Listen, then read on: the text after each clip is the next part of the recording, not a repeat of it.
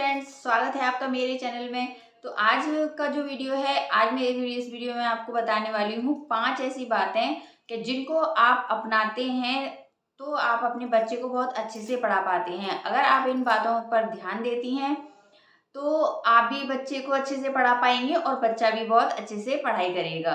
तो चलिए शुरू करते हैं वीडियो को। देखिए, सबसे पहले क्या होता है कि जब हम बच्चों को पढ़ाने बिठाते हैं तो बच्चा बहुत ही इधर उधर की देखना, इधर उधर नज़र करना या इधर उधर ध्यान बहुत ज़्यादा देते हैं।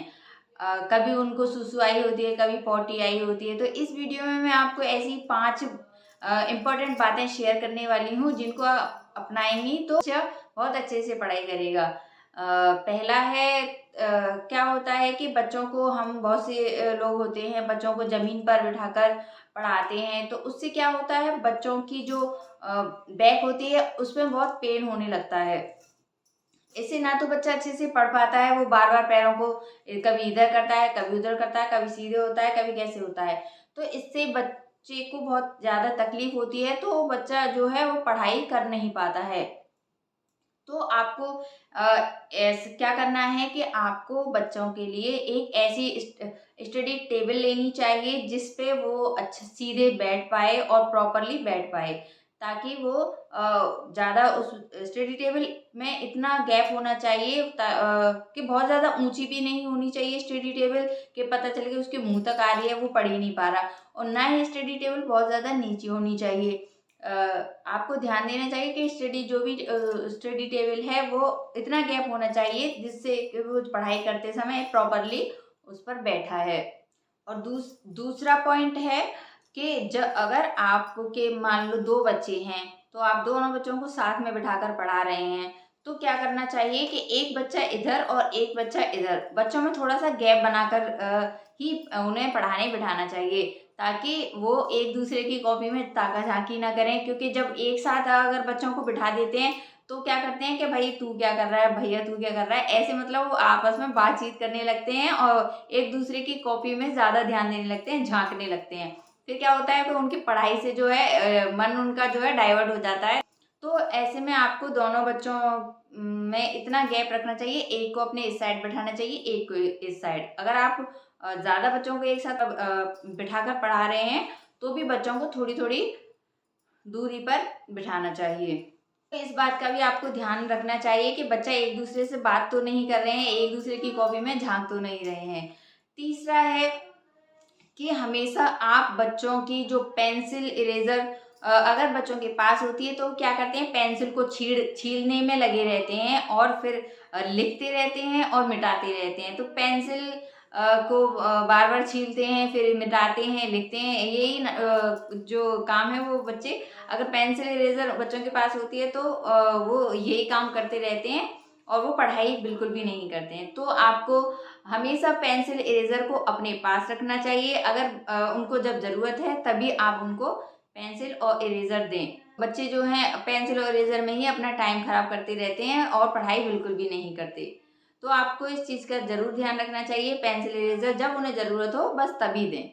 कभी कभी पेरेंट्स क्या करते हैं, बहुत बच्चे की जो बुक्स होती हैं सबको एक साथ ही निकाल कर रख लेते हैं। मतलब बच्चे की सारी बुक्स को एक साथ निकाल कर रखते हैं और हम कहते हैं इसमें भी पढ़ाई करनी है, उसमें भी पढ़ाई करनी है, इसको इसके बाद आपको इसे पढ़ना है, इसके बाद आपको इसे पढ़ना है। तो आपको ऐसा बिल्कुल भी नहीं करना है। इससे क्या होता है, बच्चे के जो माइंड पर बहुत ज़्यादा प्रेशर हो जाता है, वो बहुत ज़्यादा प्रेशराइज हो जाता है। फिर उसका जो मन है वो पढ़ाई से हटने लगता है। हमें किसी को इतना ज़्यादा प्रेशर दे दें तो हम ही खुद भी परेशान हो जाएंगे कि ये तो मैं ये भी करना है, तो मैं वो भी करना है। तो बच्चों के साथ भी ऐसा ही है। तो आप कभी भी उनके साथ ऐसा ना करें कि आप सारी बुक्स एक साथ निकाल कर रखें। जो आपको जो जिस सब्जेक्ट की पढ़ाई करानी है केवल उसी सब्जेक्ट, अगर आप हिंदी पढ़ा रहे हैं तो केवल हिंदी की कॉपी निकाल कर रखें बाहर, हिंदी की बुक या हिंदी की कॉपी। तो एक ही बुक निकालें, बच्चे को पढ़ाई कराते समय सारी बुक बैग की सारी बुक्स वगैरह बच्चे के सामने निकाल कर ना रखें। तो चौथा पॉइंट है मेरा, तो देखिए छोटे बच्चे होते हैं वो क्या करते हैं, बार बार कि मम्मा मुझे प्यास लगी है, मम्मा भूख लगी है, मम्मा पॉटी जाना है, मम्मा यहाँ चले गए, मतलब इस तरीके की बातें, बच्चों का मन पढ़ाई में लगता नहीं है तो वो बार बार जब उन्हें पढ़ना नहीं होता तो वो बार बार इसी बातें करते रहते हैं, मम्मा प्यास लगी है मम्मा। तो आपको ऐसे में क्या करना है, बच्चों को पढ़ाने बिठाने से पहले आपको बच्चों को कुछ खिला पिला जरूर देना चाहिए, और बच्चों को खिलाकर ही पढ़ाई कराने, जो भी है अपना पढ़ाई कराने बिठाएं, और सुसु पोटी उन्हें पहले से ही करवा लें ताकि वो बार बार पढ़ते समय डिस्टर्ब ना हो। या फिर ऐसा करेंगे तो क्या होगा, बच्चों के अगर आप पहले से ही उन्हें खिला पिला देंगे तो क्या होगा, बच्चे के पास कोई बहाना भी नहीं बचेगा कि मम्मा मुझे प्यास लगी है या भूख लगी है, क्योंकि उसे पता है कि मम्मा ने मुझे पहले से ही खिला दिया है, तो वो बहाना बना भी नहीं सकता। तो इस बात का भी आपको ज़रूर ध्यान रखना चाहिए, इससे आप का बच्चा जो है बार बार डिस्टर्ब नहीं होगा। पॉइंट है वो सबसे खास है, उसका तो आपको बहुत ही ज़्यादा ध्यान रखना है कि क्या होता है कि जब बच्चे साथ में पढ़ रहे होते हैं तो जिसका काम पहले हो जाता है, मान लो आप 2 बच्चों को साथ में पढ़ा रहे हैं तो छोटे वाले का काम पहले हो गया तो आपने उसको भेज दिया, जा तू खेल ले जाके।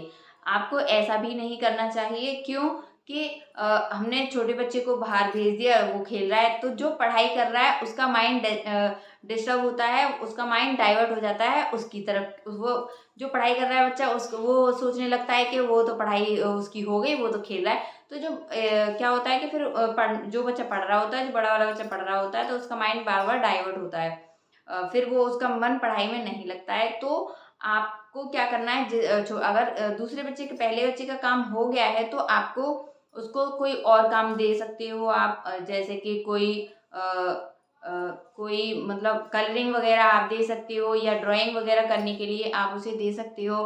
कॉपी पे कोई एक्टिविटी करने के लिए आप दे सकते हो छोटे बच्चे को, जब तक दूसरे वाले बच्चे की पढ़ाई खत्म नहीं हो जाती। जब सबकी पढ़ाई एक साथ खत्म हो जाए तभी फिर आप एक साथ दोनों को भेजें, आगे पीछे ना भेजें।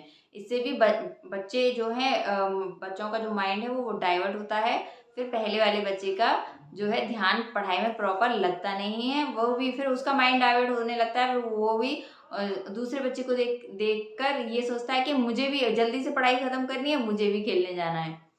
तो ये कुछ बेसिक बातें थी जो पेरेंट्स को या मम्मीज को पढ़ाते समय ध्यान रखनी चाहिए बच्चों के लिए, जिससे कि बच्चे जो है बहुत अच्छे से पढ़ाई कर पाएं। अगर हम इन चीज़ों का ध्यान नहीं रखते हैं तो बच्चा फिर ना तो बच्चा अच्छे से पढ़ पाता है, और ना ही आप बच्चे को अच्छे से पढ़ा पाती हैं, अगर बच्चा बार बार इस तरीके से डिस्टर्ब करते हैं। तो बस आज की वीडियो में इतना ही। अगर आपको इस वीडियो में कुछ भी आपके काम का या फिर यूज़फुल लगे तो इस वीडियो को लाइक, शेयर एंड सब्सक्राइब ज़रूर करें।